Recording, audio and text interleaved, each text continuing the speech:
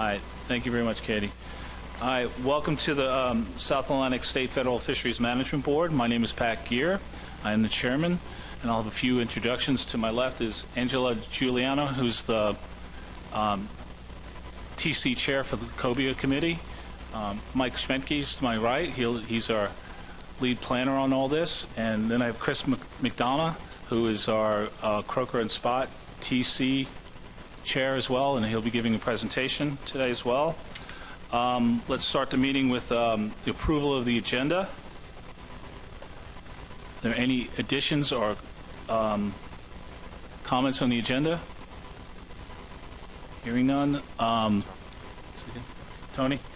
It's not to the agenda, but just to the running of the meeting. I just wanted to, Jess, who used to do motions, has gone on to grad school, and so we have staff working on our motions today, but because we're a little rusty in doing motions, if everyone could just make sure you speak slowly when you do the motions and work with us as we get the motions up on the table and have patience, it would be greatly appreciated. And there are quite a few motions today. So there's 13, at least 13 or 14 on Cobia. So an approval of the proceedings from the May 2019 meeting. Any additions or comments to that? Hearing none, the agenda and the proceedings are approved by consent. Is there any public comment that we don't have? We don't have a list, but is there anybody who wants to speak from the public about issues that are not on the agenda? Hearing none, we'll move on. We're going to move on to Amendment 1 for the Cobia Fisheries Management Plan for final approval. We'll start off with a presentation from Mike. Mike, you have the floor. Thank you, Mr. Chair. So first, I'll be going through the public comment summary for Draft Amendment 1 to the Cobia FMP. After that, I'll be giving the AP report as well. We weren't able to have our AP chair represented here today, so I'll do that. Then we'll also have a TC report, finally going through the actual issues of the amendment for the board's consideration. So just a reminder of the kind of where we've come from with this entire amendment process. This was all started back in 2018, and today we are on the final step where the board will review public comment on Draft Amendment 1 and consider it for final approval by both this board and passing it on to the whole commission. As again, a reminder of the statement of the problem. This amendment has come about because, in part, of Regulatory Amendment 31 to the Coastal Migratory Pelagics FMP from the South Atlantic Council. That became effective in March of this year, which means that Atlantic cobia are now managed solely through the Commission's FMP. Previously, the Commission had been managing in a complementary fashion with the Council under the original FMP, so a lot of the language under the current FMP is reflecting that complementary relationship. In addition, the board also gave direction to establish a process for specifying aspects of harvest and being able to do so through board action. For the public comment summary, and really kind of similarly throughout the presentation, I'm going to be dividing up the issues a little bit out of order that they are in the amendment, but more to be able to group up the single option issues, those that really don't have any alternative that as they are written in the draft amendment, and then those with multiple options. So first of all, looking at the written comments, the written comment period was open during the summer through July 15th. 8 written comments were received. 3 of those were from organizations: the American Sport Fishing Association, Hilton Head Island Sport Fishing Club, and Virginia Saltwater Sport Fishing Association, and 5 individuals submitted comments as well. Most of the comments that were submitted expressed support for the single option issues or did not specifically address them. The exceptions to this are shown on the screen. For issue 3, the ASA recommended additional language that would allow the board to establish fishing mortality and spawning stock biomass targets. The current language in the draft amendment only reflects thresholds for these metrics, and they also recommended renaming that section to reflect the inclusion of an overfished status definition. So they recommended something along the lines of stock status criteria, more than just overfishing definition. Issue number 6, sector allocation. ASA recommended a description of the methods that were used originally to calculate the sector allocation. That was done in Amendment 18 of the Coastal Migratory Pelagics FMP, and that the methods for that can be added, but they also asked for recalculation of the sector allocation based on the recalibrated MRIP estimates. So as a reminder for those that are not familiar, last year the Marine Recreational Information Program, which estimates recreational harvest, they transitioned their effort survey from a telephone survey to a mail-based survey, and the management for cobia right now is still based on the telephone survey because all of the limits and the targets and all of the allocations, they were all based on the telephone survey data. So now with the shift to the mail-based survey, that's kind of happening on a little bit of a slower scale for cobia, slower time scale for cobia, because there is an ongoing stock assessment, CDAR 58, and that will incorporate the new mail-based recreational data. But the current amendment has the same allocations and all of the units based off of the telephone data, and that transition will happen for cobia after the assessment is completed. But that is one of the things that's brought up by ASA in their comment. Additionally, they recommended for the recreational evaluation issue number 7, that the time period of consecutive underharvest that would allow for application for relaxed measures, that be reduced to 2 years. In the current amendment, it's written as 3 years. Additional written comments included the ones that you see on the screen, one of them recommending delayed action on this amendment until completion of the stock assessment, one recommending closure of all non-subsistence cobia fishing, one stating that cobia management, specifically off of South Carolina, should be done exclusively by South Carolina, and finally ASA also recommended that the state allocation percentages that are used to calculate the recreational harvest targets, that those be recalculated to reflect the FES calibration of MRIP harvest estimates as well.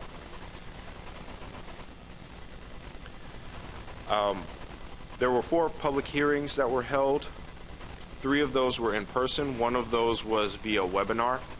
Virginia, North Carolina, and South Carolina held the in-person hearings. The webinar was intended as kind of a catch-all for any states that did not have in-person hearings, and announcements were sent out along with that.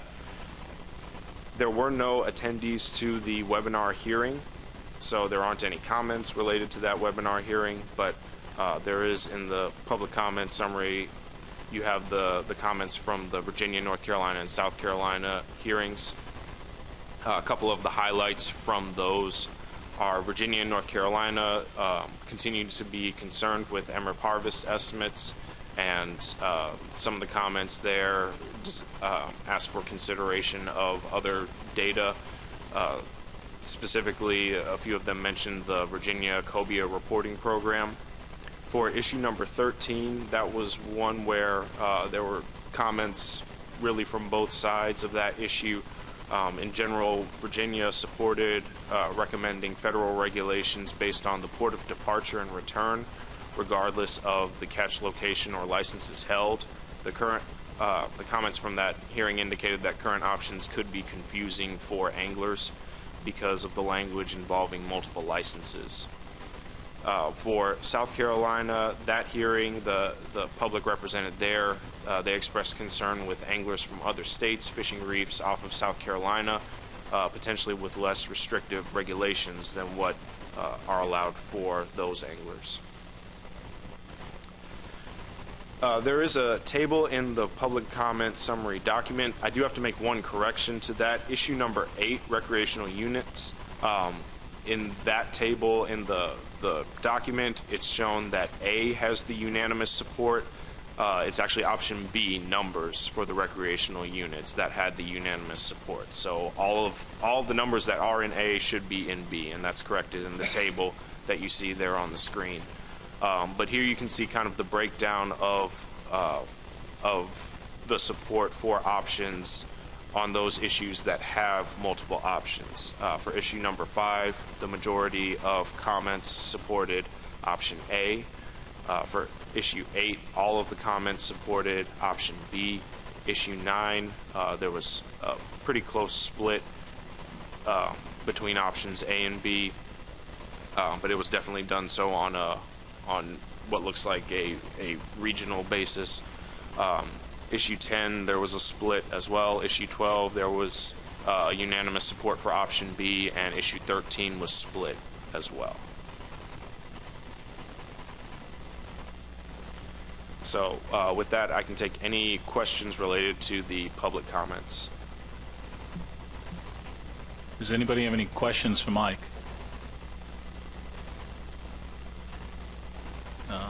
Hearing none. Any comments? All right, Mike. So next I will give the advisory panel report. It's really not so much a panel report as opposed to an individual report. We held a webinar on July 8th, and there was one attendee from the South Atlantic AP. That was one of our representatives from Virginia attended, and he provided his comments. In follow-up to the webinar, I sent emails to the South Atlantic AP, both requesting that they provide additional comments, even if they agreed with those that were already given, if they would express some level of support so we could gauge this in different areas and throughout the committee, and I didn't receive any additional comments. So just bear that in mind as we go through this report. This was the one individual that did show up for the hearing. But he expressed no objections to the language for all of the single option issues, 1, 2, 3, 4, 6, 7, and 11. And he stated positions on the multi-option issues that I'll go through here on this next slide.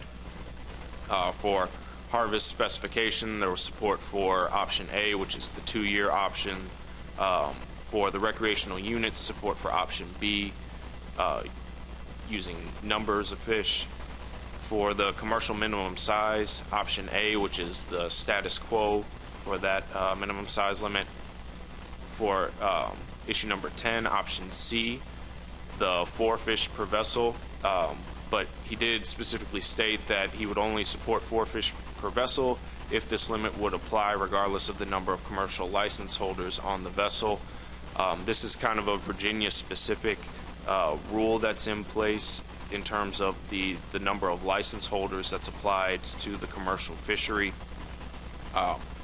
But as a general principle, and this is probably guiding more of his direction of support, he feels that the commercial vessel limit should be equal to or 1 fish greater than the recreational.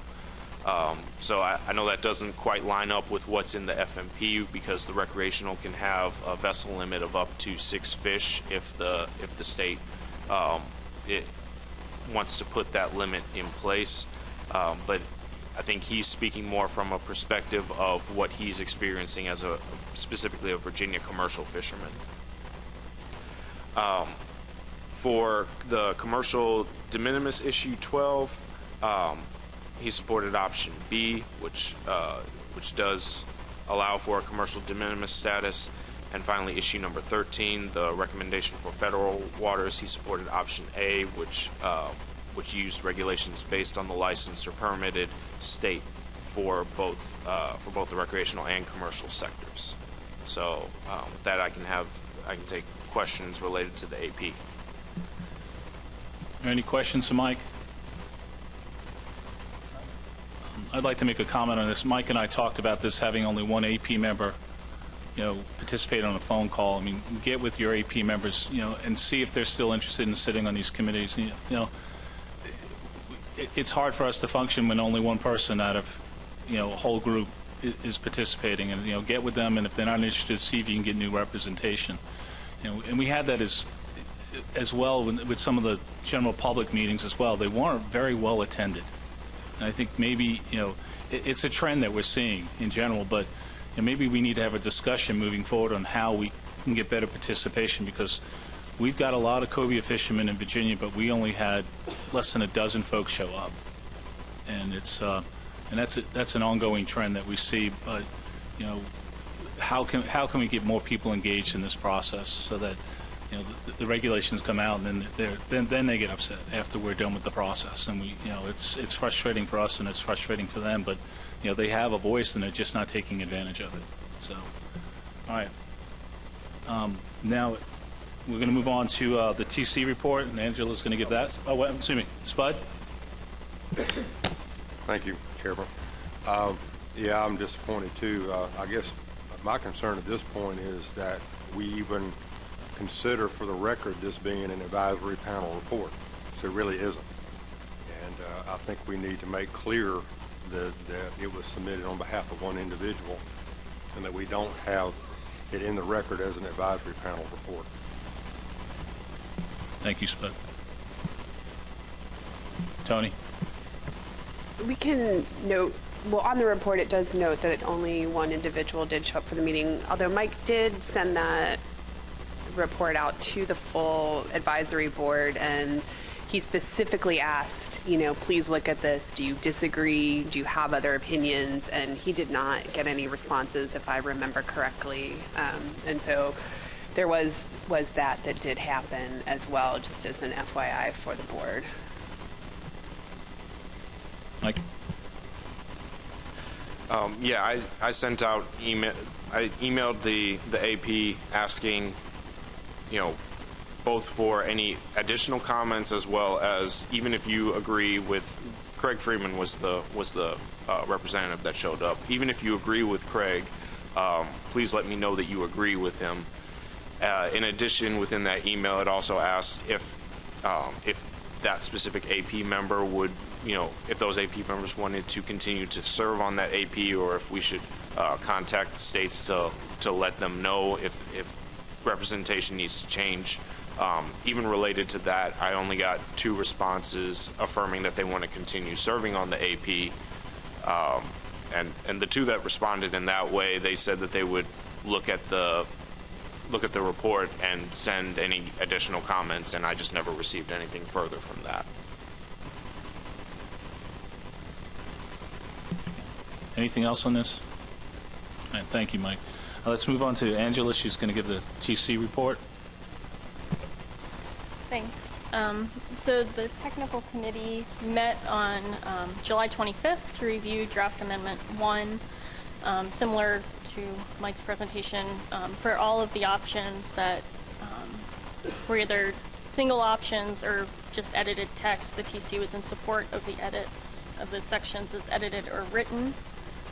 Moving on to issue 5, which is the first one where there was an option for harvest specification process. The TC supported option B, which would allow specifications to be done up to every 3 years. However, this was with the caveat that should management change, or we have an assessment, basically that the knowledge that the board could act sooner if needed. For issue 8, regarding recreational units being either in pounds or numbers of fish, in line with the technical committee memo from July of 2018, the technical committee supported option B, which is monitoring the quota and landings and numbers of fish. And this goes back to the fact that MRIP often has good estimates of numbers of fish, but especially for species like cobia, the biological data is often lacking. There was some discussion on the TC call about the average weight used to convert the current recreational harvest limits from pounds to numbers. Currently, they used a 28-pound average, and so the TC discussed how landings weights can vary year to year as well as spatially. So there was some discussion on how often state-specific pound information on average weights could be brought to the board. But in general, hopefully we'll be able to get a quota and numbers out of the upcoming assessment. Issue 9 is regarding the commercial size limit of whether to keep it at 33 inches fork length or 36 inches fork length, which would match the recreational fishery. The TC supported option B to match the recreational fishery. While the quota is monitored obviously in pounds and will shut down, there's not really a biological reason for increasing the minimum size. Obviously, with the higher size limit, you're probably going to have fewer fish harvested at the same quota poundage. But the TC did recognize that having the two match could lessen angler confusion as well as simplify enforcement. Moving on to issue 10, which is the commercial vessel limit, the TC supported the status quo, which is that the vessel limit not exceed 6 fish per vessel. Similar to the previous issue,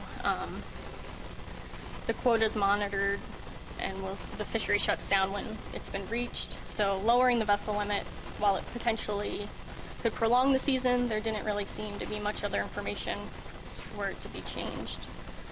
On issue 12, commercial de minimis, the TC supported option B, allowing states to apply for a commercial de minimis status. And for issue 13, the technical committee supported option B, which would, for recreational regulations, would extend the latitudinal boundaries of the states into federal waters, and commercial regulations would be based on the state of permitting. And with that, I can take any questions on the TC report. Are there any questions for Angela? Chris? Thank you, Mr. Chairman, and thank you for the report, Angela. Did the technical committee have any concerns about increased discards in the commercial fishery by raising the size limit to 36 inches? That wasn't brought up by anyone on the committee. Lynn? Thank you, Mr. Chair.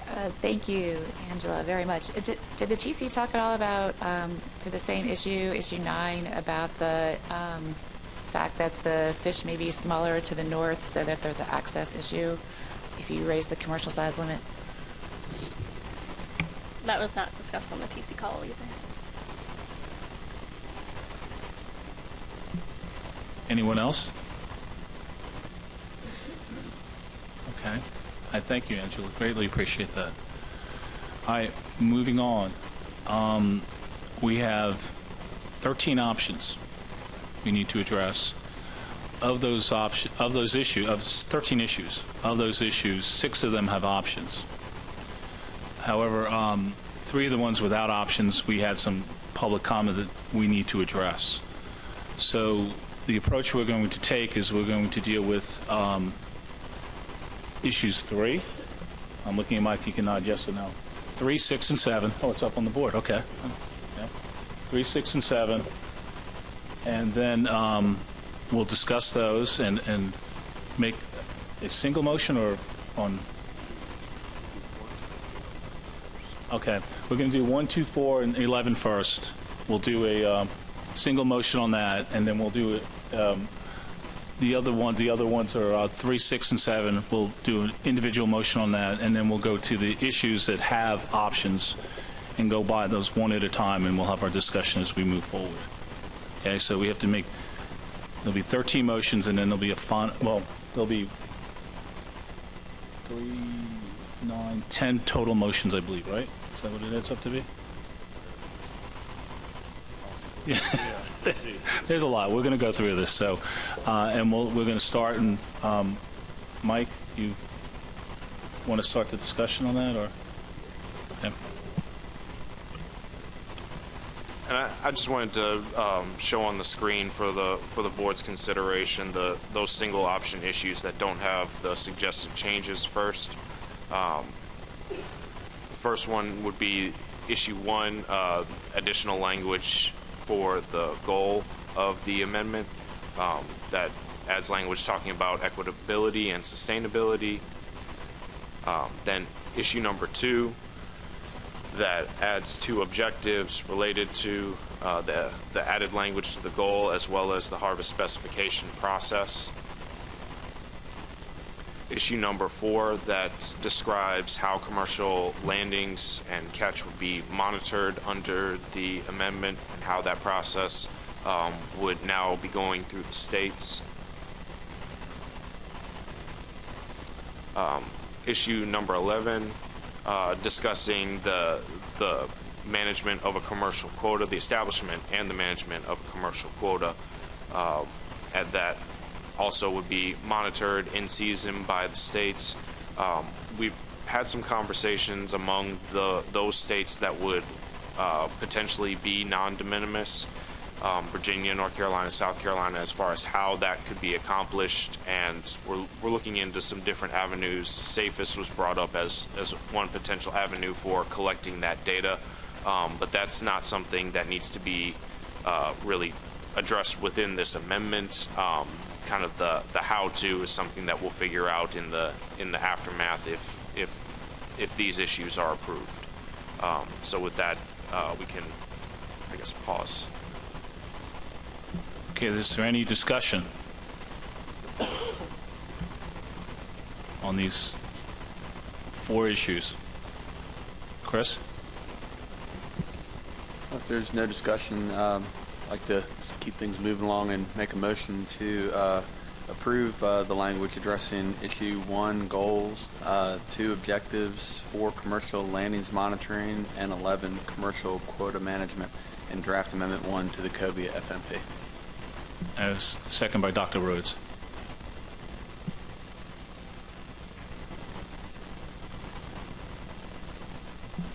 Any further discussion on this motion? All right, I'll read the motion. Move to approve language addressing issues 1, goals, 2, objectives, 4, commercial landings monitoring, and 11, commercial quota management, in a draft amendment 1 to the COBIA FMP. Motion by Mr. Bat-Savage, seconded by Dr. Rhodes. I guess this is all in favor. Raise your right hand.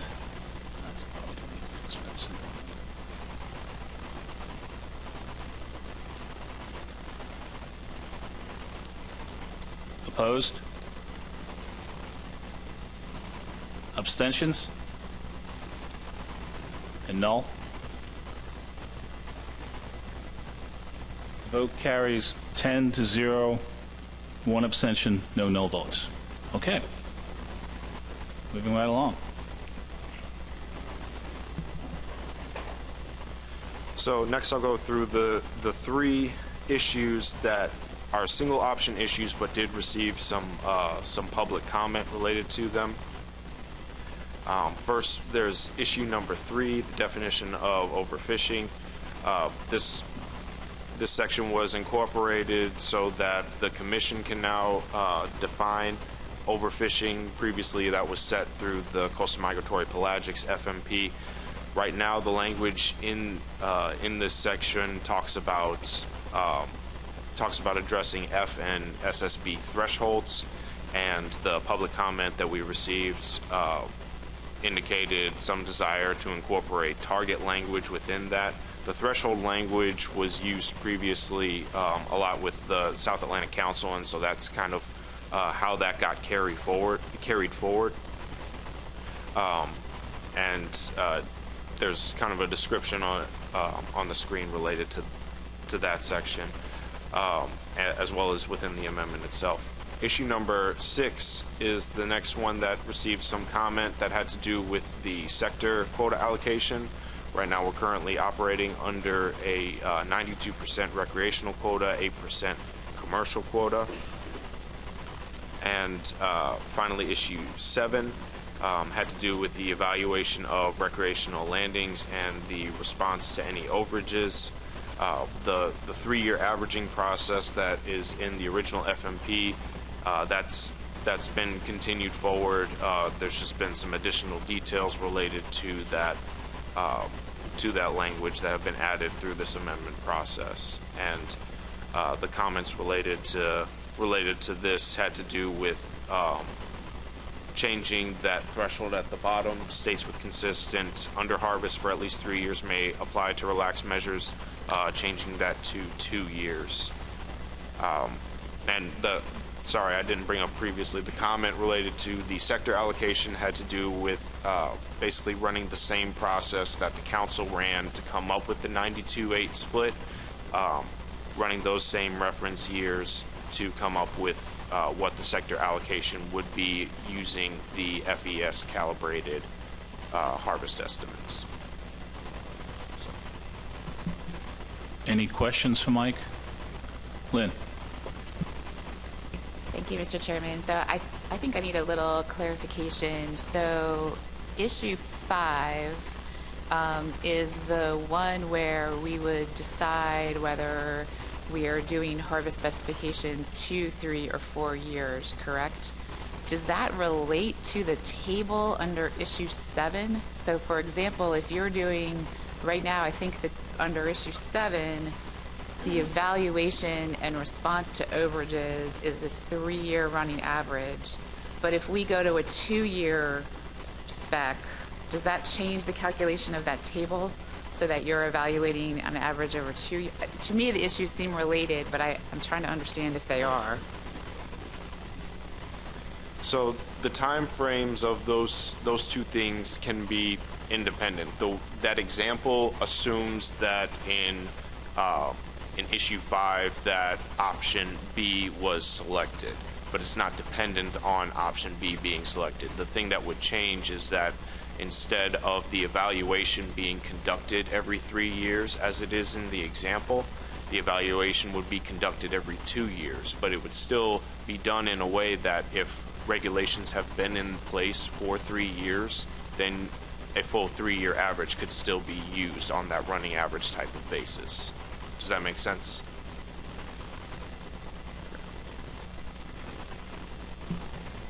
Any other questions or comments? I have Adam and then Chris. Thank you. So on issue 7 that's still up on the board, I know we had quite a bit of discussion about this at the last meeting, with the takeaway at that time that changes would require some analysis from the PDT, and the preference of the board was not to delay action on this, and so we didn't pursue those concerns. Where would this leave us with changing the under-harvest timeline for evaluation for states to liberalize? If we chose to change that today, is it within the purview of the document that went out for us to change it? And does it in fact require PDT analysis when it seemed that was the takeaway when we discussed other options at the last board meeting?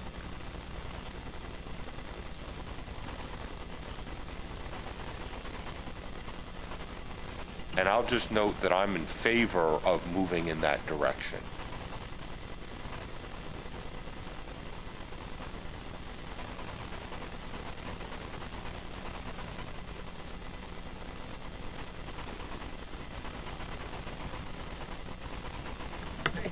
I think it's fine, Adam, because it goes from a single year to 3 years, so it falls within the realm of what you could say went for public comment to a degree. As long as there's no objection by the board and everybody consents to it, then we can move forward with it. If it were more than 3, then we might run into some issues.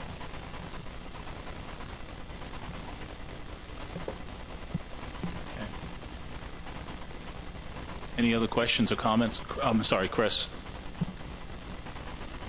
Thank you, Mr. Chairman.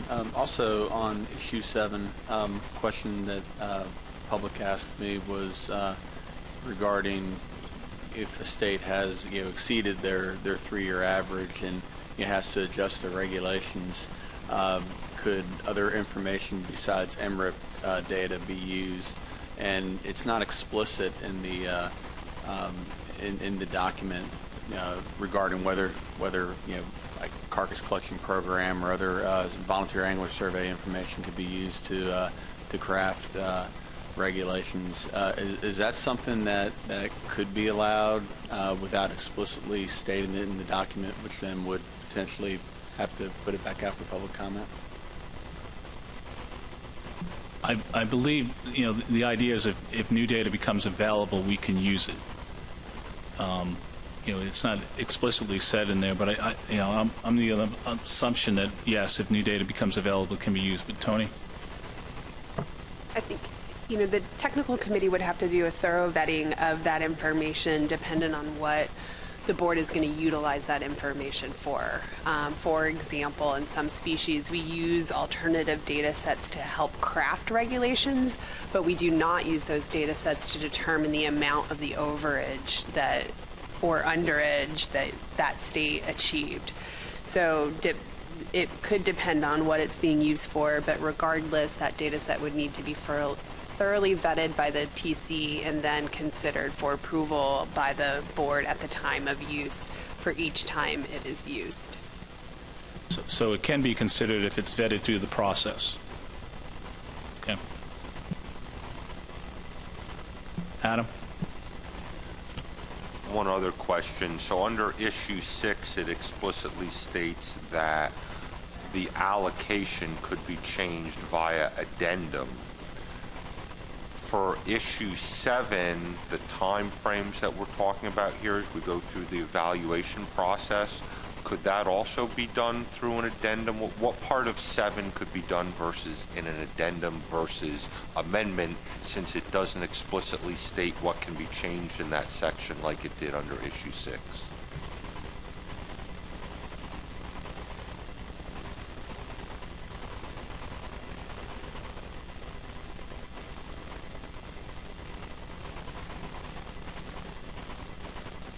I'm glad I'm asking the easy ones to get us started this morning.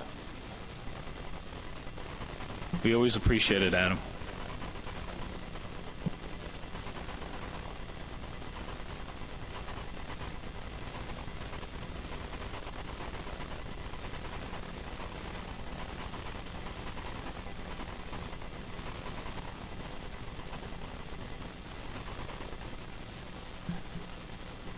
Adam, we really appreciate your question.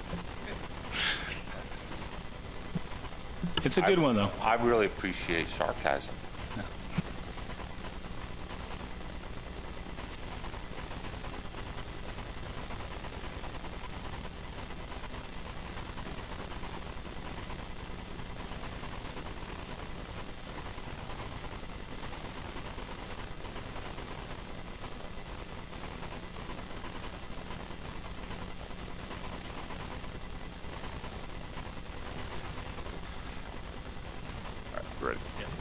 Adam. So changing that time frame could be done through an addendum. It should be noted, though, as well, depending on what gets chosen in issue 5 for the specification process. That's the time frame with which any application, so to speak, for underharvest would be evaluated. That's when that evaluation specification process would occur. So that, the underharvest for at least, any time frame of underharvest, that application would be considered, the alternative regulations would need to be considered at the next evaluation. They wouldn't be considered like on the fly in between evaluations. Does that make sense? So does that suggest that whatever the timeline we're applying in issue 5 should match the time frame that we're using in issue 7? Is that what we're suggesting? It does not have to, no. the time frame that you're using in issue 5 runs on its own time frame. You can still conduct a 3-year rolling average if you're evaluating every 2 years, because you just take the last 3 years. And if there's been a regulation change, the language here states up to the 3 most recent years of data. So you may have some, if say option A were chosen with the harvest specification, you may have some years, if a state is changing regulations often, that they're going to be evaluated on a 2-year average some years. And that's the data that you would be working with, so that no state gets penalized for unsustainable regulations that they've moved away from. Lynn, you Thank you, Mr. Chair. I know Adam has a follow-up, but, so in my opinion, and I understand the response, but for simplicity of management and for the ability for the public to understand what is going on, it seems to me that those two things in 5 and 7 really ought to match. It just makes me very nervous when we are evaluating on one time frame and determining responses on another.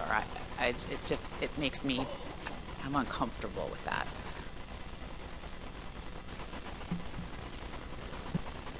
Spud? Thank you, Mr. Chairman. I think what we're wrestling with here is the application of the principle of adaptive management. And one of the reasons that we have such a difficult time doing that is that we're trying to build in flexibility to accommodate an unpredictable future.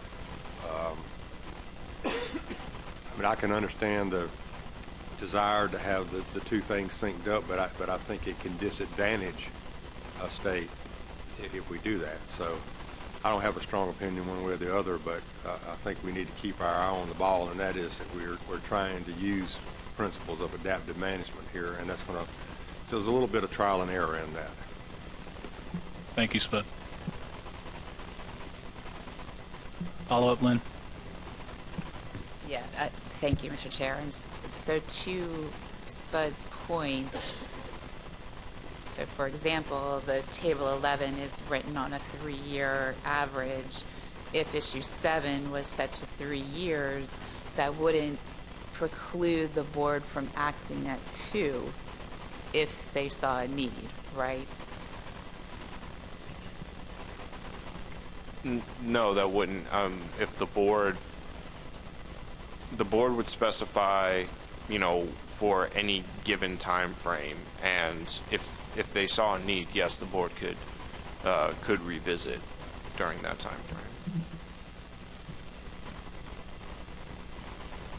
Spud? And I want to make sure that I understand what the process will be. So let's just say theoretically that the state of Georgia had 2 0 years of recorded cobia harvest and decided that it wanted to make petition for more liberal limits. So it would present its case, and then if the case was reviewed by the TC and validated, then this board, through its authority, not through an addendum or an amendment, but could authorize that the state of Georgia to change its regulations? Or is it going to require an addendum or some other more structured action? It would be done through board approval, and I guess the stating of the case, just to point that out, it would be presenting the harvest from the time period in question, as well as what the new regulations would be, because that's what the TC would really be evaluating. They would be looking at what are the regulations you had in place, what were the harvests during that time, what are the new regulations that you want to put in place, and will those be sustainable and keep that state under its target? Good point. Any other questions or comments? No further discussion? You need to have a motion at some point. Someone want to make a motion?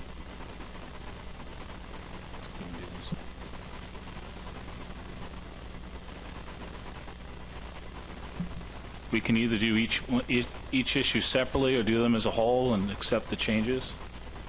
We've already got something up there.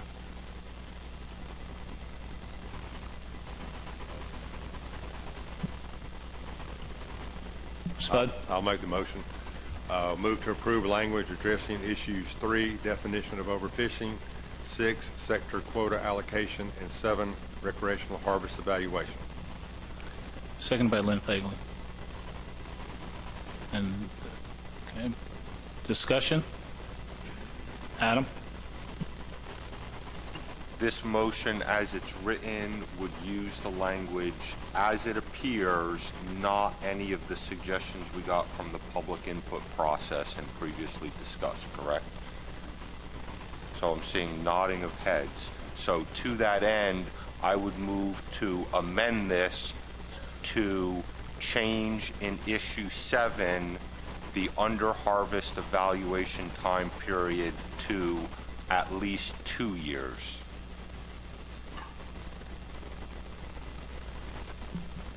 Do we have a second on that motion?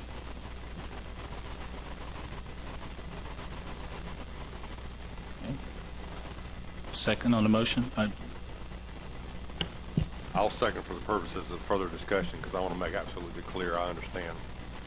I think Okay. I know what your intent is, but as I read that language, we're not bound by 3 years. It can be some period less than 3 years, right? In my example, I said if we had 2 years of zero harvest and we felt like we could make a compelling case to change our regulations, we could still do it based on those 2 years. Or I was under the impression that the 2 years of harvest you described would. So no, I'm sorry, I misunderstood your example. You would need 3 years of harvest underneath the target in order to apply for liberalized measures, and the state would then submit the liberalized measures that they would be proposing. well, in that case, I'll let my second of Mr. Nowalski's motion stand as a second.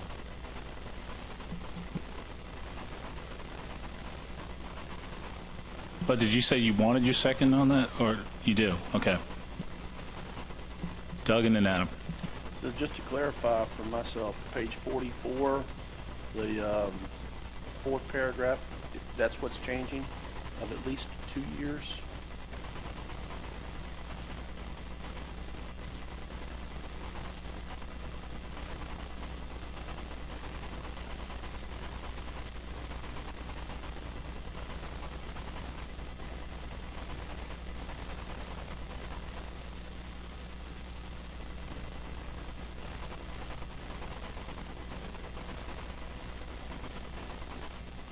Sorry, Doug, we didn't have the document open.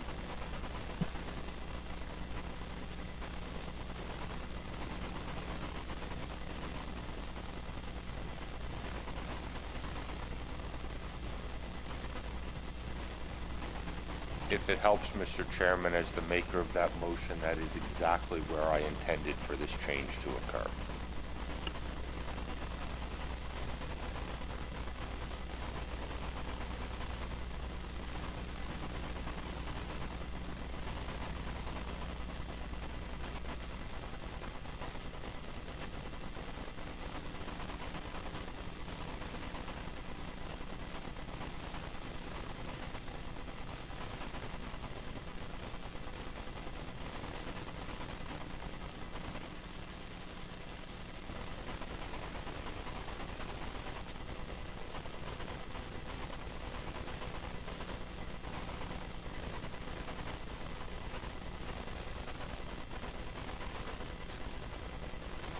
Mike, yes, that would be the only change, and that's in the correct place. Spud? Just to follow up, I think a little bit of the confusion might be coming from the use of the term "at least," and probably in hindsight, if we had written it to be the under-harvest evaluation time period of a minimum of 2 years, maybe some of this confusion might have been avoided. Is that something I'll offer that as a suggestion to the maker of the motion to change from "at least" to a minimum of 2 years? Adam, would you support that? if without objection from the board and if staff believe that contains the intent, I have no objection. Okay. All right. You getting that down? Any further discussion on the, Adam? Just the discussion we had at the last meeting suggested that if a state was to under-harvest, zero harvest in the example, 2 years, and in the third year they were 0.01 pound over the harvest, then you would not be able to have the opportunity to discuss liberalization. I think in the vein of adaptive management, in the vein of flexibility, this provides flexibility. And one of the takeaways here is that it remains within the purview of the state to ultimately make that decision whether or not they want to pursue a liberalization of measures and then the board to approve those measures. So if it is not appropriate, even if they under-harvest in that time frame, but they choose not to pursue it, they would still have that flexibility, but it would preclude that issue of if you're just 1 pound over in the 3 years, then you can't do it. It would give us that flexibility. So thank you. Thank you, Adam. I have Chris. Thank you, Mr. Chairman. And I was on the PDT when we were putting this option together, and I think the discussion was around just the high variability of MRIP harvest estimates to where 3 years would be a safer bet. But I see Adam's point with maybe 2 years providing some flexibility with the state having the option to look at it to determine whether or not they want to move forward with with liberalizing. The way things are going with the cobia fishery, this is more likely to apply, at least in the short term, along the southern end of the range of the fish, as they seem to be moving north and staying north for a longer period of time. So Georgia was given it as an example, but potentially North Carolina could find themselves in a situation like that too, where we're consistently under harvesting under regulations that weren't designed for what we're currently seeing. So I think I might be able to support this amended motion. Thanks. Thank you, Chris. Any further discussion? All right, let's take this to a vote. Is there any opposition to the alternative motion? As said. Let me read it into play first. Move to amend the changes in issue 7, the under-harvest evaluation time period to a minimum of 2 years. Motion by Mr. Nowalski, seconded by Mr. Woodward. Is there any opposition to this? Hearing none, motion carries by consent. Now this becomes a primary motion, and we have to add this to the initial motion. So give us a second to move it up there. It'd just be as simple as with the changes. Yeah.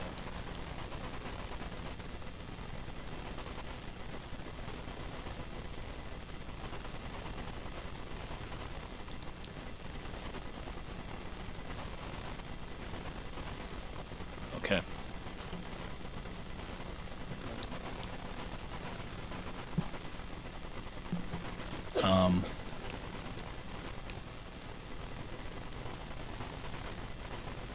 This good? Okay. All right, this is the main motion now. I'll read it. Move to approve the language addressing issues 3, definition of overfishing, 6, sector quota allocation, and 7, recreational harvest evaluation, with the under-harvest evaluation time period changed to a minimum of 2 years. And we need a, well, actually, we need someone.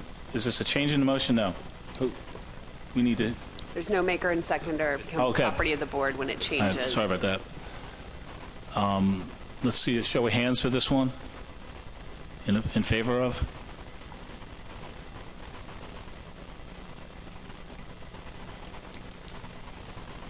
Opposed? Abstentions? And no votes. Motion carries 10 to 0, one abstention, and no votes. Okay. Good. Moving along.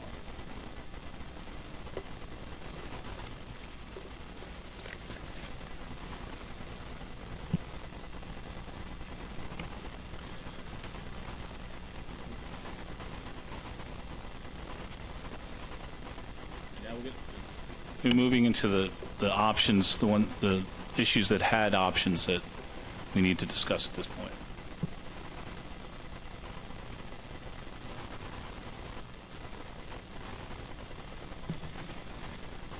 So this one, and I think if this is right, Pat, we're taking these in like issue by issue. Yes, we're going to take them issue by issue. Okay, so issue 5, this is the harvest specification process. This defines what the board can set through board action and the time frame, the maximum time frame with which they can set these measures. These would include the total harvest quota, vessel limits, possession or bag limits, minimum size limits, and the commercial closure triggering mechanism. And the distinguishing factor between these options is the maximum time frame for which the board can set these measures in place, with option A being 2 years, B being 3 years, and C being 4 years. Is there any discussion on this issue? Hearing none, do I have a motion? Lynn? Thank you, Mr. Chair. I would move to adopt option B under issue 5 so that the coastwide total harvest quota, vessel limits, possession or bag limits, minimum size limits are set for up to 3 years. Probably more words than you need. Give us a second while we get it in there.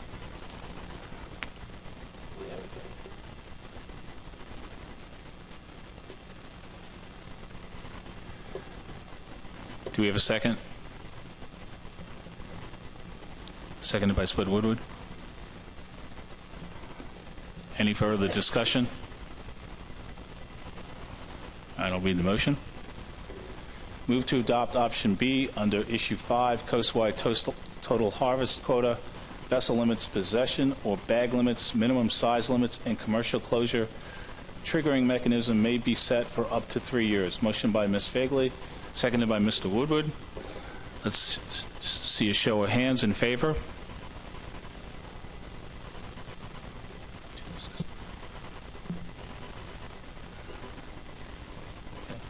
Opposed? Abstentions? Null votes. Motion carries 10 to 0, one abstention, no null votes. Next issue. Next issue is issue 8, the recreational units. Option A is the status quo of managing in units of pounds for the recreational fishery. Option B would manage in numbers of fish. Any further discussion on this? Do we have a motion? Mel? Mr. Chair, I'd move to adopt option B under issue 8. Do you have a second in the motion? Crispus Savage. Any further discussion?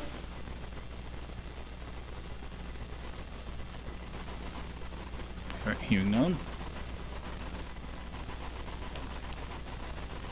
Is that motion clear enough the way that's written?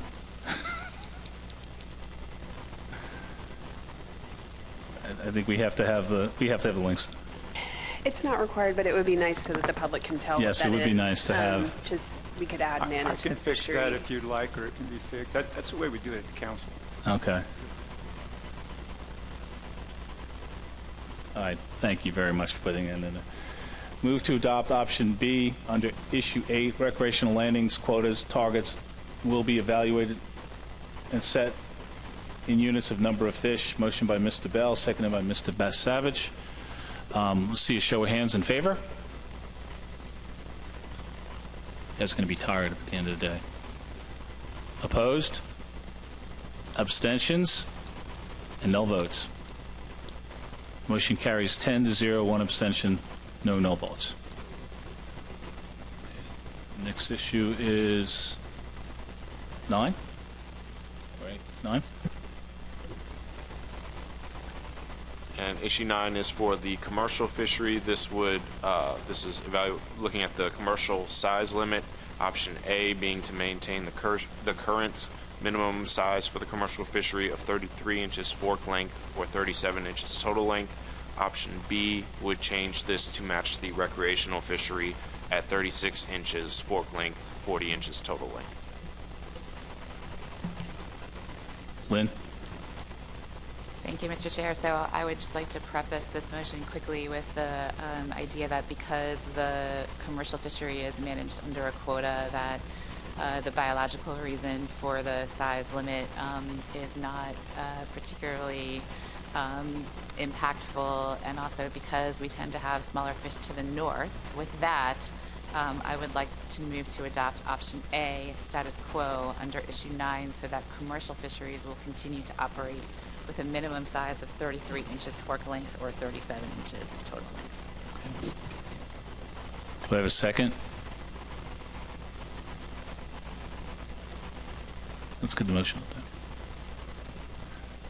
Adam, are you seconding that motion? Okay. Discussion? Doug? I want to make sure that I understand that shall maintain a minimum size. So I'm at 36 on commercial. I'm not going to go back down to 33. That's okay, right? It's at least. No.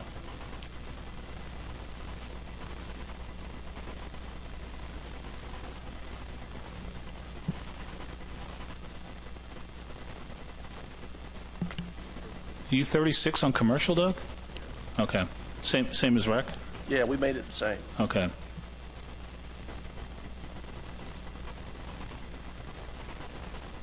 Would that be solved by having at least a minimum? Would the makers consider a friendly amendment? Yes. Adam, you okay with that?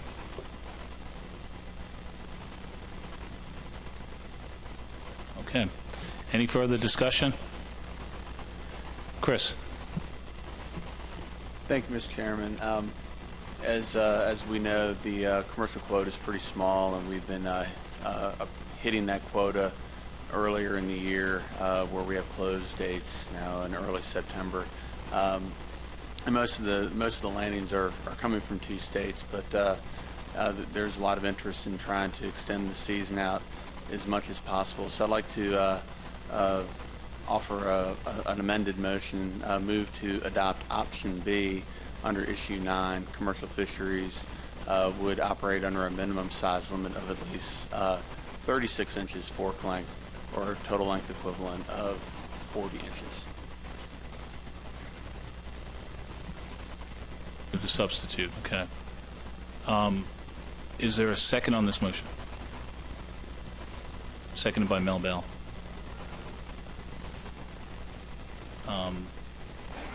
Discussion on the substitute motion? Let's go with Joe and then back to Chris.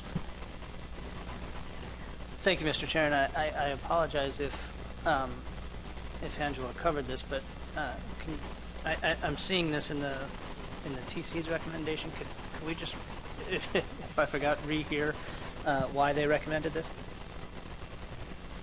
Angela? I guess on the call there was some discussion of anglers being confused about 2 different regs for commercial and recreation anglers, especially, like, correct me if I'm wrong, but in some states anglers can have both a commercial and recreational license. And so it was more that it might help simplify enforcement and less any biological reason, especially because it's managed by a quota. Just to follow up on it, and the TC did not consider the possible dead discards? No, we didn't discuss additional discarding. Okay. Chris? Thank you, Mr. Chairman. And yeah, that's another kind of to that point. We'll have a lot of states have folks with both commercial and recreational licenses, or for hire and commercial licenses, and it does make it easier for enforcement to have the same minimum size limit, so fishermen don't decide which hat they want to wear depending on what size fish they catch. And again, being a small quota, it comes down to numbers of fish as far as hitting your 50,000 pounds when they're pretty good sized fish. And I asked about the discards too, whether that was a concern, because it's largely incidental catch in the commercial fisheries. However, with the season closing in September, the last couple of years, and probably will close early again this year, we already have discard issues once the season closes. So, not sure which is going to create more, but I think any opportunities to try to put in some measures to extend the season is a step in the right direction. Thanks. Mel? Yeah, and our rationale is I've talked to law enforcement about this. They would prefer consistency, and also we have some of the same issues where some of the folks that are actually the directed fishery, if you will, for cobia are recreational, commercial, and they can kind of turn their hat one way or the other. It's enforcement asked me if we could have consistency. That would be much simpler for things. And the way this sort of evolved too is with the well, it was under the council, it was 33, 36, and I don't really know how that originated, but I know in the handoff in Amendment 31 over to ASMFC that the council was really focused on the recreational fishery, and we weren't even thinking about the commercial fishery. So that the fact that there was a different size, I don't recall us talking about that a lot at the council level.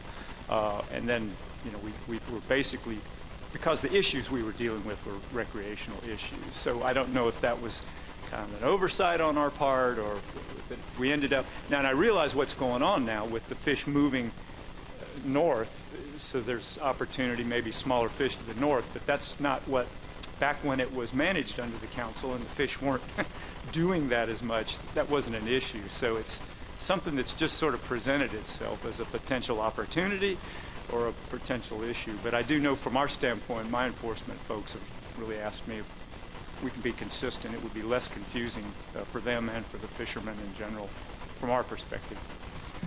Thank you, Mel. Adam?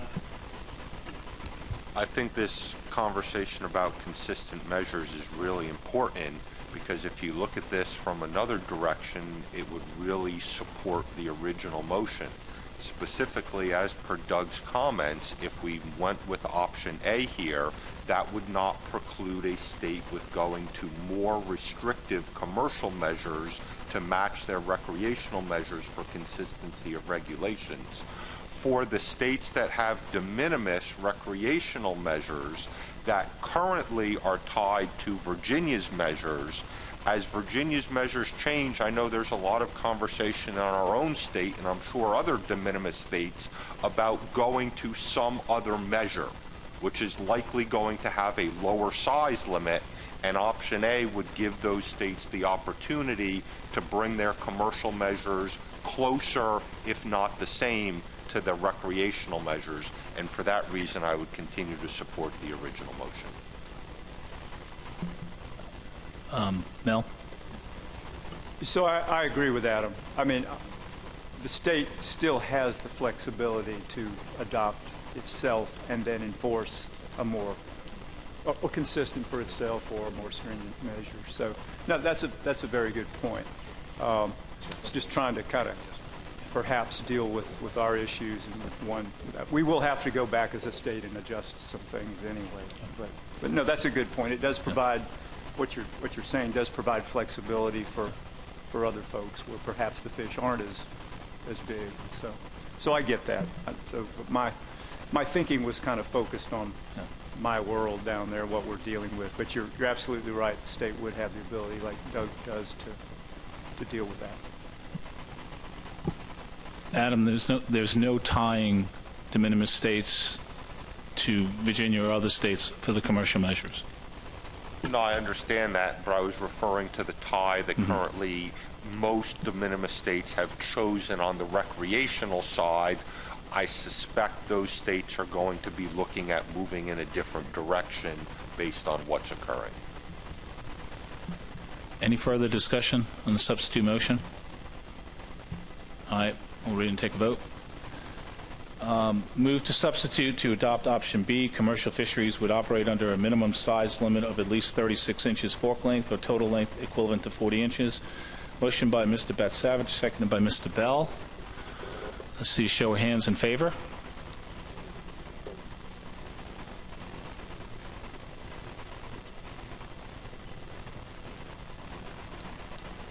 All opposed, raise your hand. Yeah. Okay. Abstentions? Null votes? Motion carries 9-0, 2 abstentions, and no null votes. Excuse me? It fails. It fails, I'm sorry. The motion fails 0-9 to 2 abstentions and no votes. I apologize for that. One, there were 2. Chris, did you abstain or? We know. I am sorry. I will say this again. It fails 0-9, 1 abstention, 1 no vote. Okay. I need to look at the board more often. And that goes back to the main motion then, which is move to adopt option A, status quo under issue 9. Commercial fisheries would continue to operate under a minimum size limit of at least 33 inches fork length and a total length equivalent to 36 inches. Is that it? I need. That's all I need. I'm sorry. All those in favor? Those opposed? Abstentions? Null votes? I'm going to make sure I get it right this time. Motion passes 10-0, 1 abstention, no null votes. Okay. The next issue is issue 10, which is the vessel limits. Issue 10 is the commercial vessel limit. Status quo is that states set their commercial vessel limit not to exceed 6 fish per vessel. The alternatives would reduce that maximum vessel limit to 5 or 4. The states would still maintain the ability to set their own vessel limit. It would just be how high could a state set that limit. I'll open the floor for discussion.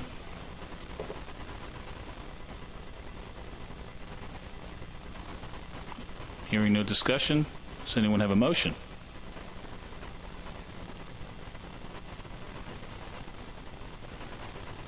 We're waiting for it to come up on the wall.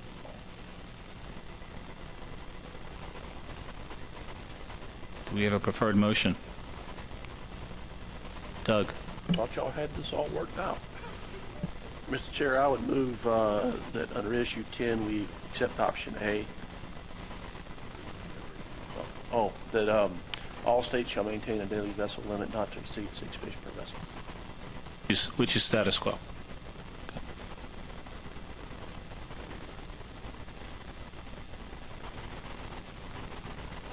Do we have a second on that? Ms. Boland?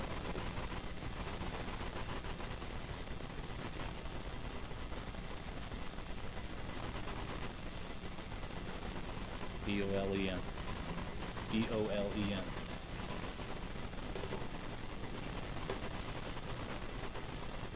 There you go. Further discussion on this? Any discussion on this? All right. Hearing none, I'll read the motion. Move to adopt option A, status quo, under issue 10. All states shall maintain a daily vessel limit not to exceed 6 fish per vessel. Motion by Mr. Hammonds, seconded by Ms. Boland. All those in favor, raise your hand. Those opposed? Abstentions? And no votes. Motion carries 10-0, 1 abstention, no votes. All right, issue 12, commercial de minimis options. Issue 12 determines whether a commercial de minimis status would be established. Option A is the status quo, that there is no de minimis status for the commercial fishery. Option B establishes this status with the criteria shown below. There are no alternative regulations for de minimis states, but they would not need to account for their commercial landings in season. Discussion on this issue? Joe? Thank you, Mr. Chair. Yeah, this is an option that, I was hoping was crafted for this with the intent that the 3% set aside would allow de minimis states to continue to harvest throughout the year. So sort of a directed versus bycatch quota in my mind. But I've been reading this, I guess that second bullet, as if the directed states harvested the entire quota, in other words, went over their 97%, the de minimis states would still need to shut down. Okay. Doesn't quite get at what I was hoping for with this option. Thank you. Any other? Lynn has her hand up. Thank you, Mr. Chair. I was going to make a motion, but also preface this that as a de minimis state in the state of Maryland, we have very little capability or resources right now to implement yet another in-season monitoring program for a fish that's so rare. So with that, I would move to adopt option B under issue 12, which would allow states to apply for de minimis status for their commercial fisheries.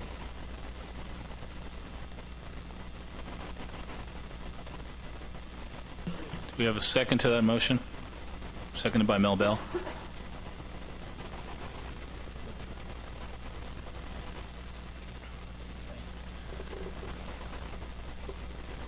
Any further discussion?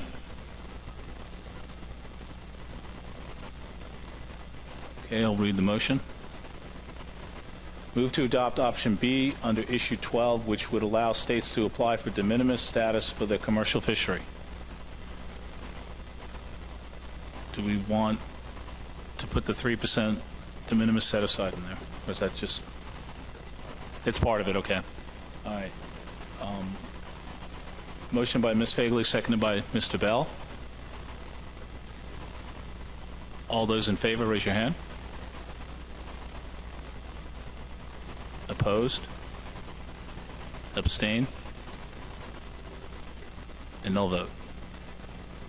Motion carries 10-0, one abstention, no votes. Okay. Last issue, issue 13. I'm sure this is going to bring up quite a bit of discussion, though.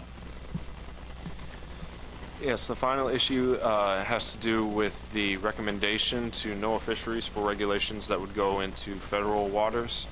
Option A would have that recommendation be according to the vessel's permitted or licensed state of landing, and this would apply to both the commercial and recreational sectors. Option B would distinguish the sectors. Recreational would be determined by the location of catch, with regulations persisting along a latitudinal extension of state boundaries into federal waters. The commercial fishery would still operate under the vessel's permitted or licensed state of landing. Discussion on this issue?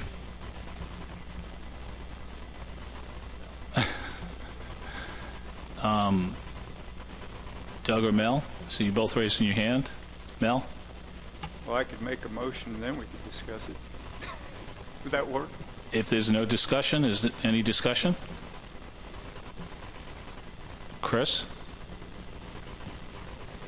Yeah, just a question. I know we talked about this at the meeting in May, but can you put this? Yeah, thanks. Where we talked about vessels or fishermen with multiple state licenses being held to the most restrictive state. How does this work in other ASMFC managed fisheries? I suspect, especially in the Northeast, where the states are all pretty close to each other, it's probably not uncommon for a fishermen to have multiple state licenses while fishing for summer flounder, for instance, out in federal waters. Does conservation equivalency just waive all that? Because I'm just having a hard time understanding the difference between what goes on for that fishery versus the options here for the state of landing option. Thanks. Tony? For example, species in the Northeast, it's by state of landing, and no matter if you have multiple licenses, you're telling enforcement officers where you're going, and you have to follow the rules of the state that you are landing in. So if you had more fish than that state allowed for, then you would be in violation.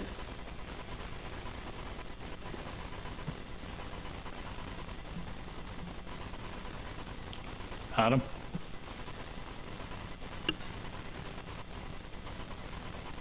The option for the recreational side in B is pretty straightforward for states that have a truly north-south coastline. When you start deviating from that, this definition has a very different meaning. For example, in the state of New Jersey, where the majority of our coast runs northeast, southwest, turning east out our inlet, we call going up the beach. That's what it is, because that's essentially what you're doing. You look at Florida, where you've got more of a southeast, northwest orientation, going due east is essentially running down the beach. And then we go to New York, which obviously is a minimal player, although as we see shifts, it changes entirely, where they have a predominantly east-west shoreline. What would this even mean to a state like New York? Do they have any waters here at this point from a federal perspective if we went with this option?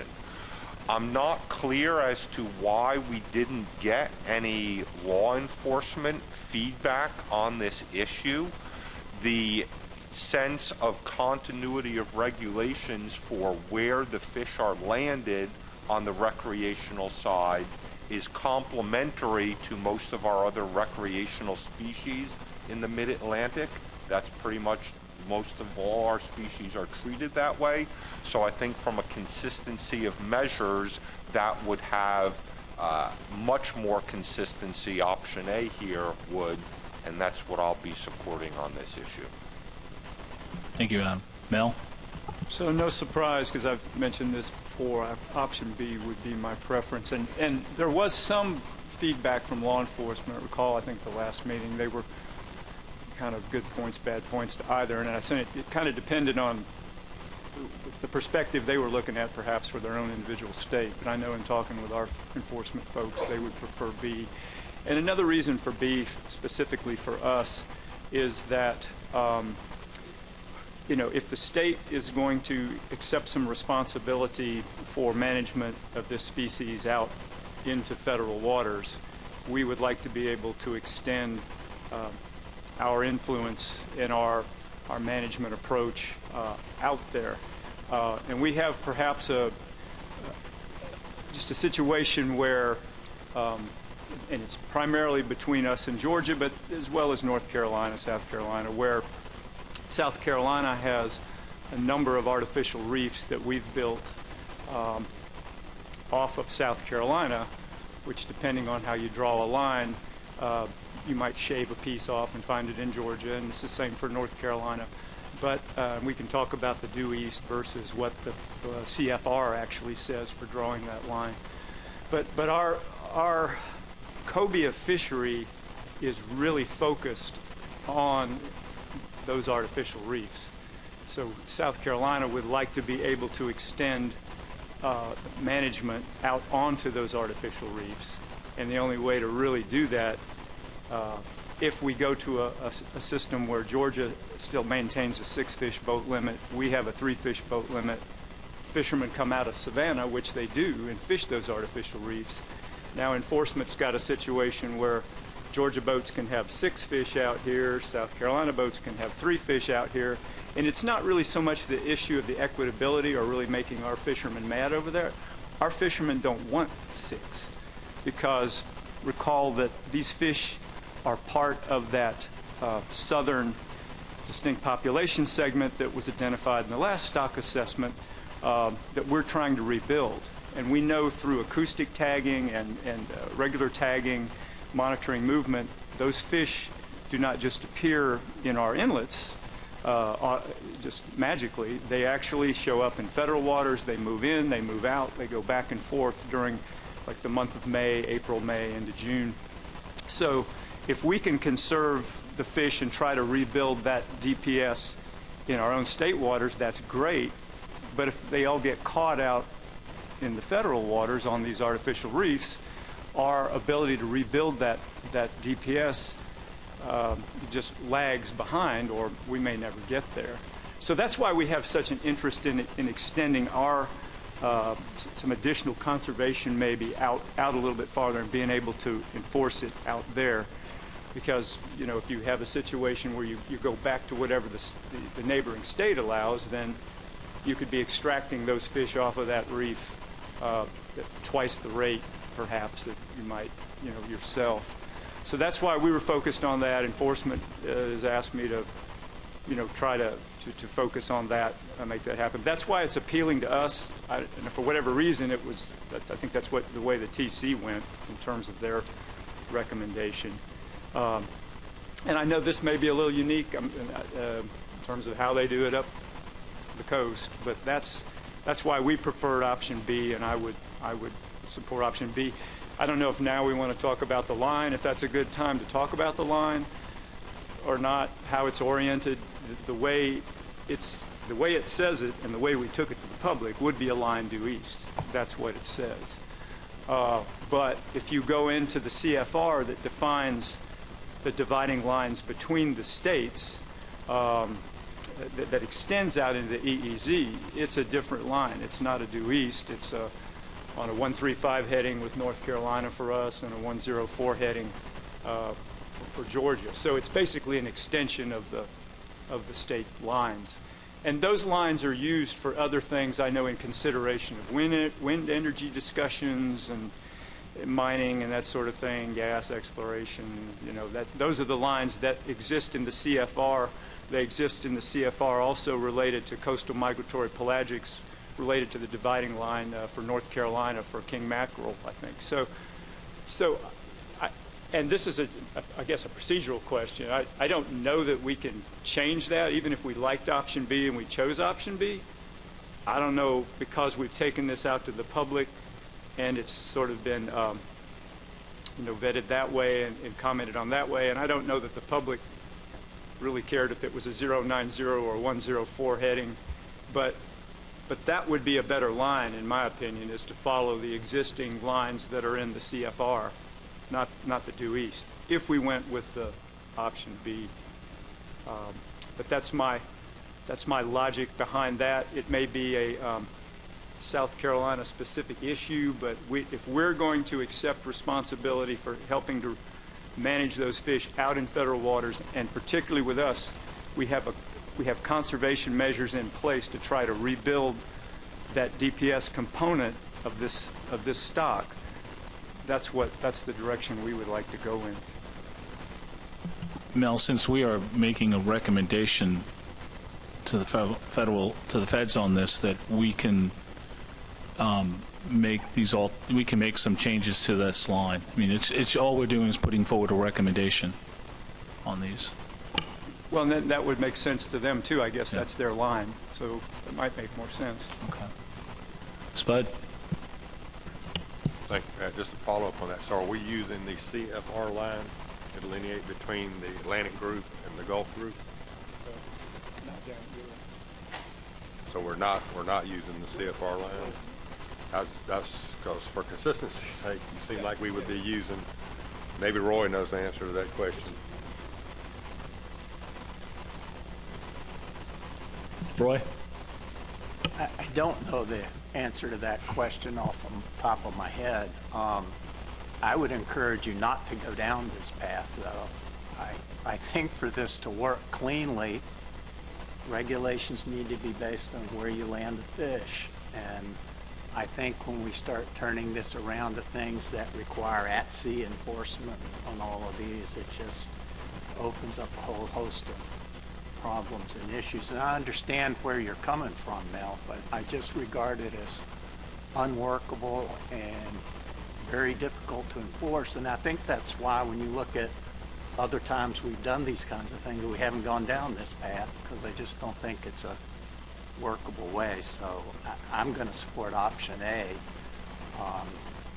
If there are questions about the CFR lines, we can look those up, but I can't tell you off the top of my head. Thank you, Roy. Any other comments on this? Roy Miller. Thank you, Mr. Chair. It just occurred to me that I don't think the Commission manages any other species in the fashion suggested in option B. And therefore, if we adopt option B, it would be precedent setting and perhaps complicating for some other species that we'll love. So I'm inclined to go with Roy Crabtree's suggestion towards option A. And we do not manage any other species that way. Okay. Any other comments, discussion? Do we have a motion?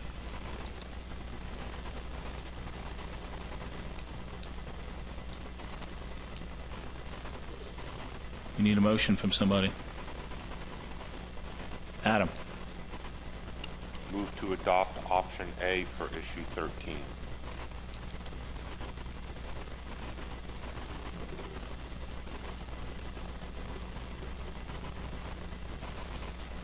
Okay, we have to get some verbiage in there.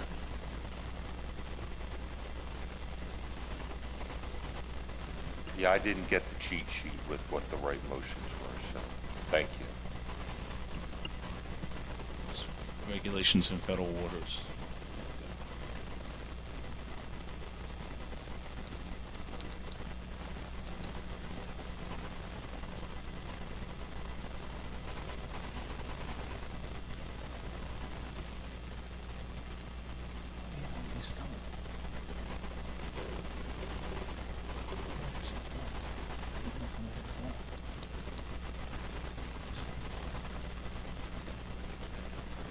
Yeah, okay.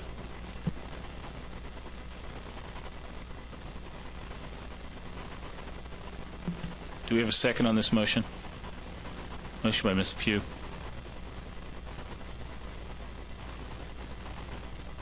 Further discussion? Lynn? No, okay. Chris Savage? Since we enforce our regulations for fish like this, when the fish come back into the state, I think either option would work for our enforcement officers. It's the question of what happens when a fisherman's boarded out in federal waters is the question which gets to option B. However, the only concern I have with option B is just with the CFR lines. If we chose those, they make sense from a state boundary perspective for sure. If you look at due east, and for some of them it doesn't at all. My only concern is just fishermen knowing exactly where they are beyond 3 miles with that line, whether it's 90 degrees or 104 or 135. It could probably just get a little problematic as far as fishermen crossing a line accidentally. My understanding, and Tony, correct me if I'm wrong, if in federal waters and you're approached by an officer, they'll ask you, where are you returning into, what port? And if you provide license for that state, that's where you're landing. That's what your regulation you're under. That is correct. Thank you. Roy?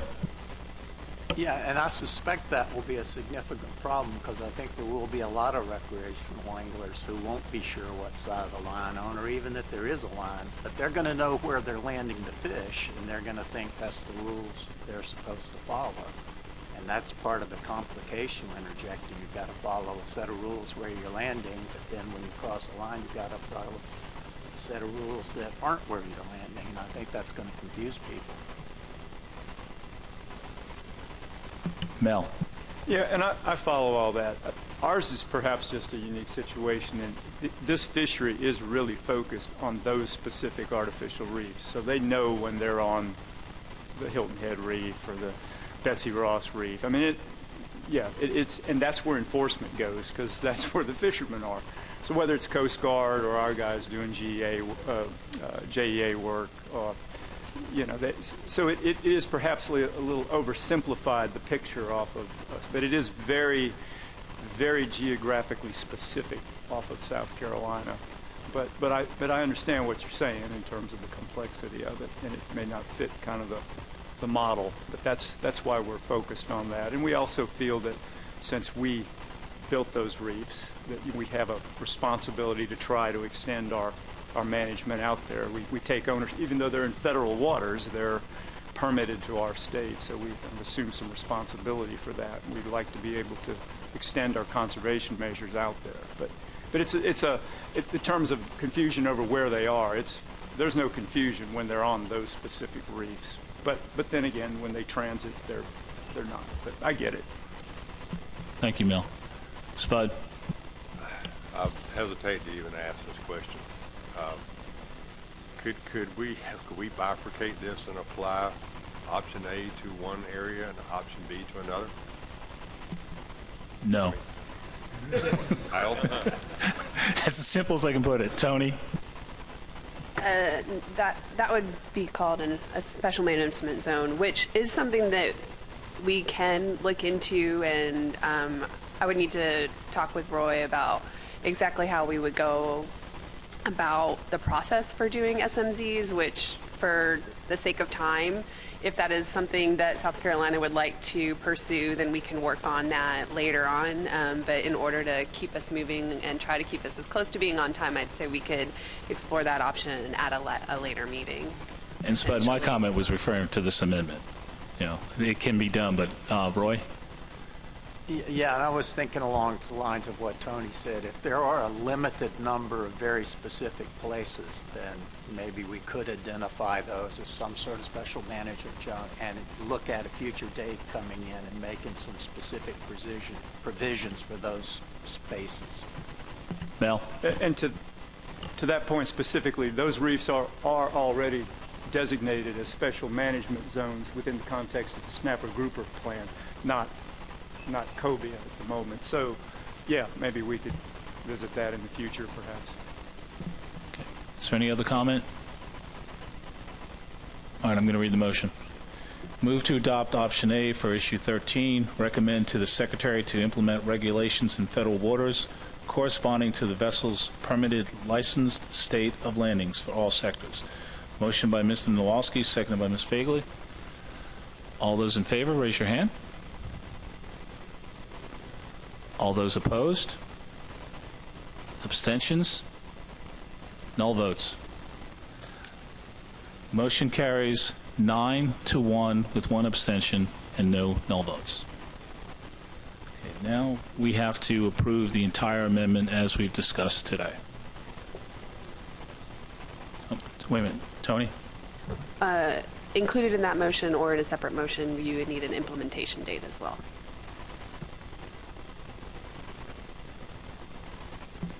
We have to approve the entire amendment with an implementation date. So, do we have anything?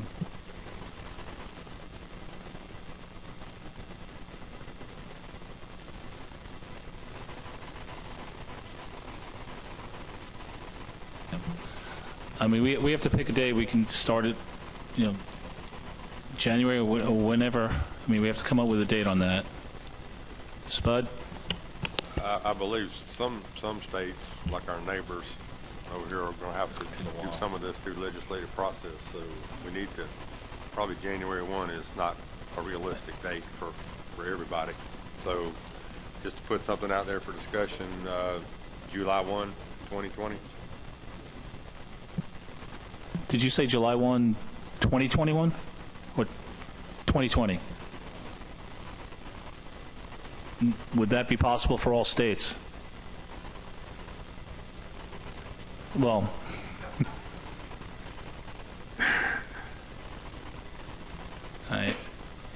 Mel?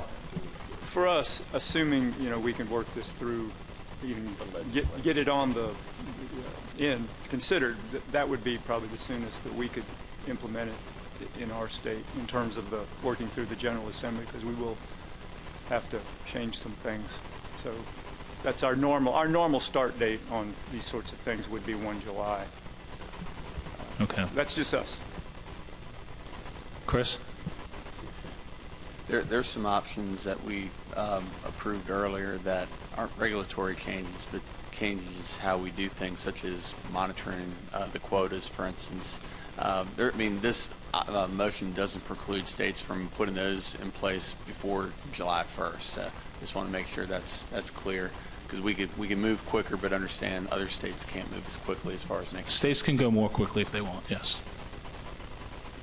Adam? How would the implementation process for the specification setting described in here be compatible with what's essentially an implementation date mid-fishing year?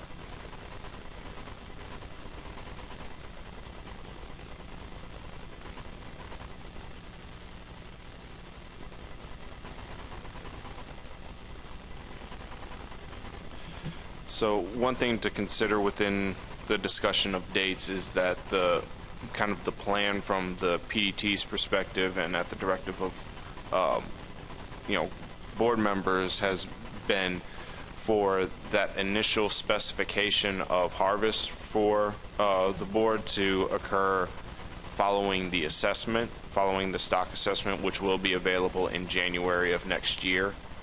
So that's something for consideration if the board would like to put in measures and take action to put in measures for the 2020 fishing year. The fishery really hasn't started in February. It starts later in the year, so the actions at that meeting could potentially impact the 2020. They would impact the 2020 year, but that's for the board's consideration. Adam, follow up.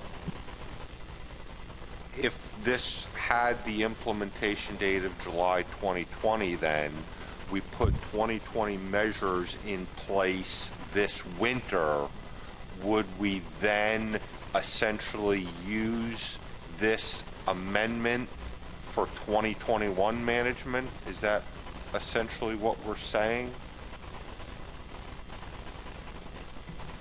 With the July implementation date, then that would likely be for 2021 management.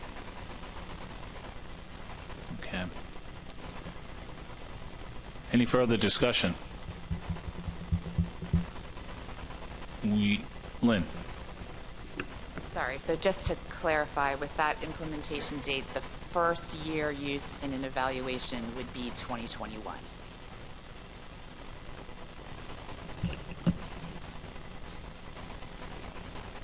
That can, yes, but if there's the case where a state does not need to change their regulations and they're able to keep their regulations the same, then the TC would have the data, well, PRT would be the ones initially looking at it, but they would have the data needed to form that 3-year rolling average. So they could consider earlier years, but with the 3-year time frame that was specified previously for the evaluations, the 3-year average could start with 2021. Any other comments? Questions? We need an motion. Malcolm, or are you pointing at Spud? Oh, no, I thought it was already made, but yeah, move to recommend to the Commission the approval of Amendment 1 to the Cobia Interstate Fishery Management Plan as amended today with an implementation date of July 1st, 2020. Second the motion by Spud Woodward. Okay. I'm going to read, no further discussion on this, Adam? I just want to offer a word of thanks to this board, to staff, the PDT. I've been a very vocal voice on this issue, probably more so than I have been, but just because of the lessons we've learned recreationally. I think there's been a number of steps here towards recreational management that I hope we can see implemented some other fisheries. I hope this works well. I agree it's adaptive. There's going to be a learning process, but I think there's been many significant strides here from the way this commission has managed other recreational species. And I'm happy to say I'll vote in favor of this at this time. Thank you again. Thank you, Adam, and your comments have been greatly appreciated, and you beat me my thunder on that. I was going to thank the PDT and Mike and everyone else, but appreciate that. I'm going to read the motion. Move to recommend to the Commission the approval of Amendment 1 to the Cobia Interstate Fisheries Management Plan as amended today with an implementation date of July 1, 2020. Motion by Dr. Rhodes, seconded by Mr. Woodward. All those in favor, raise your hand. What, Tony? This is a final action, so unless we could ask if there's any objection, or if there is objection, then we'll need to do a roll call. Thank you. Are there any objections? Are there any abstentions? Okay. All right, thank you very much. All right, motion carries unanimously.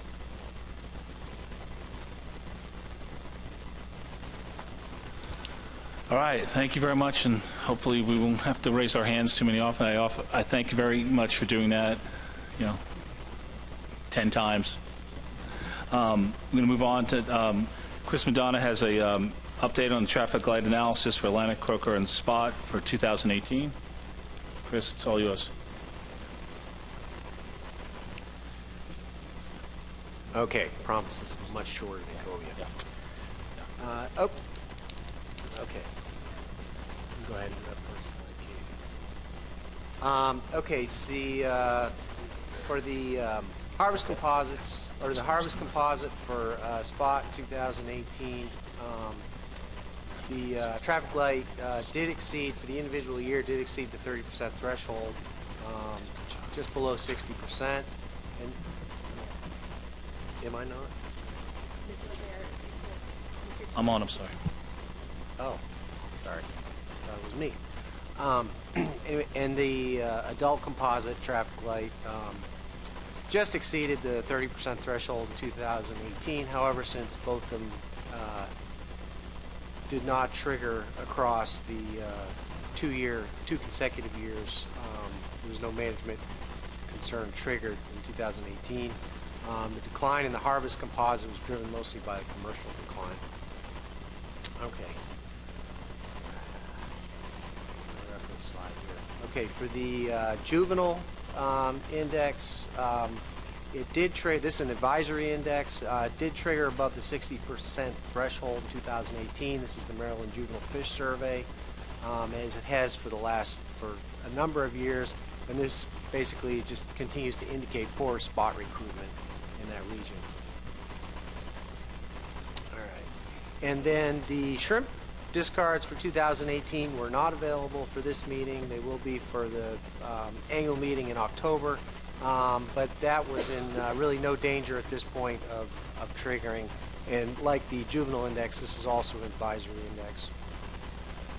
So to sum up, for Croaker, for Spot, under the current traffic light management scheme, management concern was not triggered for this year, since neither the adult composite index or the harvest composite exceeded the 30% threshold 2 consecutive years. The juvenile one did trigger in 2018, indicating poor recruitment, and then the shrimp traffic light will be available at the next meeting when we'll discuss the regional application for the traffic light, which is coming up. Okay. And any questions on Spot before we go on for Croaker? All right. So for Croaker, the harvest composite did trigger in 2018. The red proportion that exceeded 60%.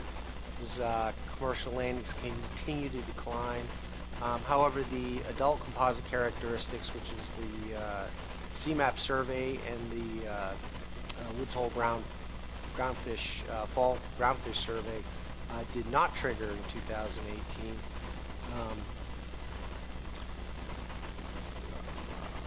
Yeah. So in recent years, it actually did drop down a little bit because you got some red showing up in that composite index, but it's still not consecutive years, 3 consecutive years in the case of croaker, unlike the 2 in the spot. All right, for the juvenile indices, which is the VIM survey in North Carolina, DMF program 195, it did not trigger in 2018, and although these 2 surveys have kind of been working back and forth in terms of opposing trends in the last several years, but have stayed below, as far as composite goes, it has stayed above the long-term average. All right, so, and with the shrimp trawl fishery, just like with spot, data is not available through 2018, or has not available for 2018 yet. It will be in October, but it's through 2017 it stayed below the 30% threshold. And so to conclude, for croaker, under the current management scheme, did not trigger for this year, since only the composite index triggered, but not the adult index.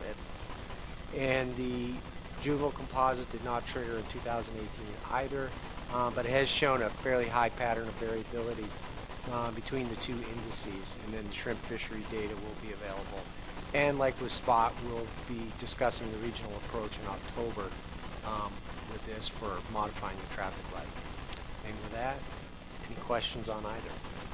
Any questions to Chris on the TLA?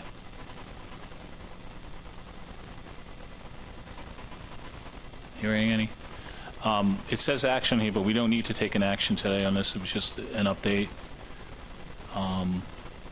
So it's, if there are no questions or comments.